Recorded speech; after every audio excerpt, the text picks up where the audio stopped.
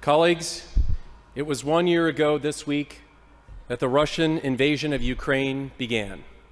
An unprovoked attack of a democratic nation from a despotic ruler hoping to install a puppet government and recapture what I'm certain he sees as the glory of the failed Soviet Union.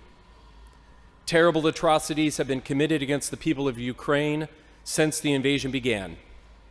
Ukrainian children appear to have been abducted to re-education camps. Likely war crimes were committed by Russian soldiers in cities like Bucha. And Russian artillery has targeted citizens on countless occasions. Despite the horrors of this war, it is incumbent upon us to not look away, to instead reckon with the evil we are seeing. Senate Bill 583, I want to talk about Holodomor, a genocide committed some 90 years ago against the people of Ukraine that many Oregonians might not know about. Senate Bill 583 would dedicate the fourth Saturday of November each year as Holodomor Remembrance Day. The Holodomor, which means death by starvation, was an intentional famine of the people of Ukraine by Joseph Stalin and the Soviet Union from 1932 to 1933. It was a political attack, and its purpose was to destroy Ukraine's opportunity to seek independence and oppose Soviet rule. I do hope that you take time to revisit the whereas clauses in the measure. Between 4 and 7 million people died, men, women, and children. Now, how is this possible?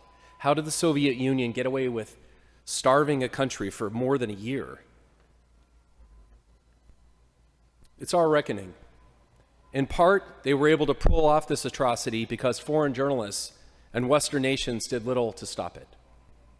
Most journalists acquiesced when told not to go to Ukraine, while a reporter from the New York Times who was allowed to mislead the world with his story saying the famine was a fake. Meanwhile, President Roosevelt at the time refused to acknowledge the famine, despite confirmation from his own State Department that it was occurring. He chose the opportunity to establish diplomatic relations with the Soviet Union over acting to protect the people of Ukraine, which ended up taking grain, the breadbasket of Europe and the world, and selling it for profit through the Soviet Union to the West. Today, the United States and 23 other countries recognize Holodomor as genocide, while Russia still denies it ever occurred. There are many lessons to learn from the Holodomor, but one I hope we can all take heart is the importance of taking action, any action, to combat injustice when we are faced with it. In response to the current war in Ukraine, our country has done much to support the Ukrainian people and its government. And here, this year, our good Senate President Pro Tem from Eugene has introduced a bill that would make it easier for Ukrainian refugees to settle in Oregon. As for the Holodomor, while it's too late to stop the famine, we can make sure we never forget. Never forget the evil one regime can commit upon another.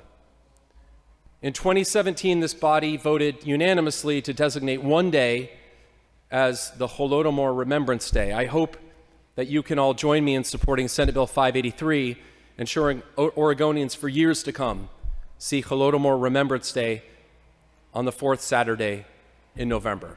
Mr. President, I urge an aye vote.